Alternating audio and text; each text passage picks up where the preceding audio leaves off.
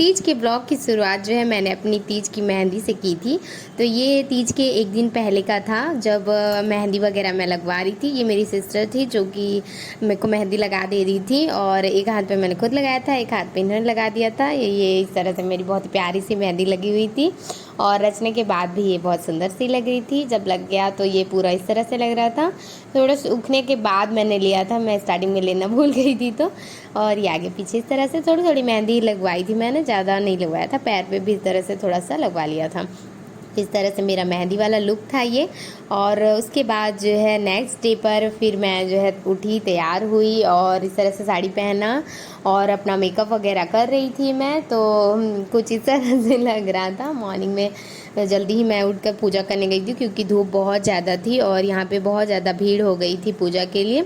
तो मॉर्निंग में जल्दी उठ के तैयार व्यार हुई, बाकी चीज़ें करी, और फिर ये हम लोग निकल गए अपनी जो है पूजा के लिए। ये भी मेरे साथ गए थे, क्योंकि यही लेके गए थे मेरे को और पूजा करवाने के लिए। तो साथ में दोनों निकल रहे थे। फिर यहाँ आकर जो है मैंने अपनी पूजा स्टार्ट की। तो घर पे तो पंडित जो है पंडित जी रहते थे, तो वो करवाते थे। बाकी यहाँ पे कोई वैसा नियम नहीं था कि पंडित जी करवाएंगे, तो यहाँ खुद से ही सब कुछ करना था। तो मेरे को जितना आता था, जिस तरह से मैं पहले कर रही थी, उस तरह से मैंने सोच सोच के सब कुछ किया अकेले ही। इस बार पूरी अकेली थी मैं। हाँ, बाद में कुछ लेडीज़ और आई, तो उनके साथ मैंने जो है कथा वगैरह सुना था, साथ में आरती वगैरह की थी। तो ये इस तरह से मैंने अपनी पूजा की। उसके बाद जो है ये वट का ब्रिज था, ये मंदिर के ना सामने में ही था, तो ज़्यादा ना स्पेस यहाँ पे नहीं था कि सब बैठ के चारों साइड से कर सके। और धूप ना बढ़ ही गया था, 9 या 10 बजे का ये ब्लॉग था, और धूप उस टाइम भी बहुत बढ़ गई थी। तो एक साइड बैठते ही नहीं बन रहा था, क्योंकि बहुत ज़्यादा धूप लग रही थी। तो एक साइड से सब लोग पूजा कर रहे थे और कई लोग घूम भी रहे थे अपना। तो ये मंदिर से सटा हुआ वट का ब्रिज था, तो यहीं पे जो है सब लोग पूजा कर रहे थे। और ये मेरे रूम से, जहाँ हम लोग रहते हैं वहाँ से पास था, तो मैं भी जो है यहीं पे चली गई थी।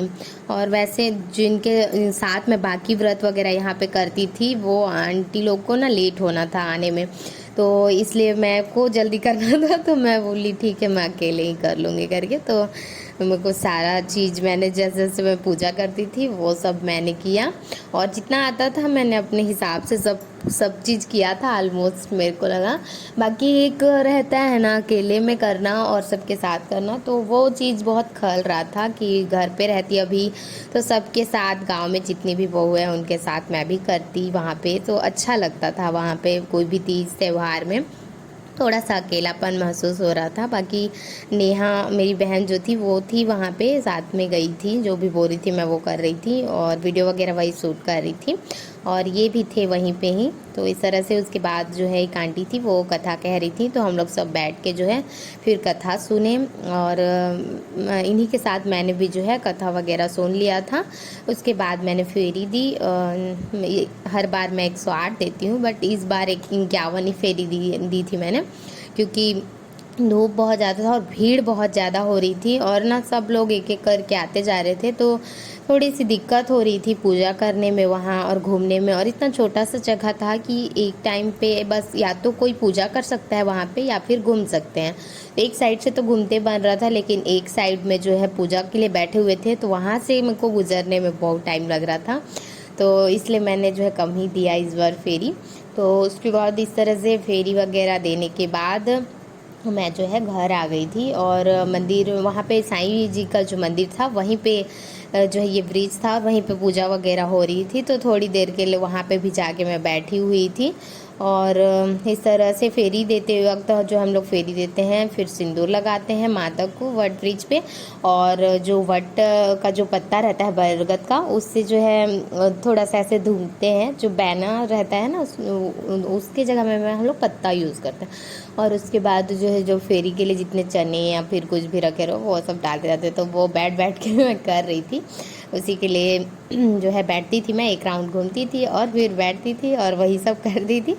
तो ये कुछ इस तरह से फेरी देने के बाद मैं जो है घर आई, और उसके बाद इनको जो है आरती वगैरह उतारना, पूजा वगैरह टीका उका करना था, तो वो कर रही थी। तो इस बार मैं इनका पैर नहीं धोई थी, तो मैं बोली बहुत थक गई हूँ, तो मैं थोड़ा जल से ऐसे पोंछ देती हूँ बोली पैर इनका। तो उसके बाद चंदन लगाया इनको मैंने, सिंदूर लगाया, चंदन लगाया, और फिर अपना वाला जो किया का सिंदूर होता है वो लगाया।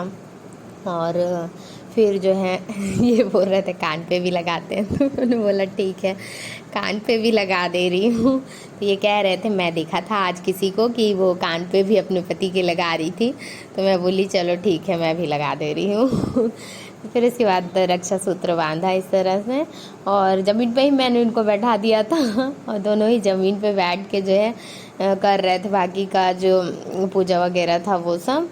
ये बोल रहे हैं चेयर में बैठ जाता हूँ मैं, तो मैं बोली भी इनको कि कितना बार बार ऊपर नीचे उठ उठ के करूँगी, मज़ा नहीं आता है, सामने में बैठो अच्छे से। इसके बाद इस तरह से बरगद का जो पत्ता जिसे फेरी देते वक्त यूज करते हैं, उसी से जो है थोड़ा हवा करते हैं पति को।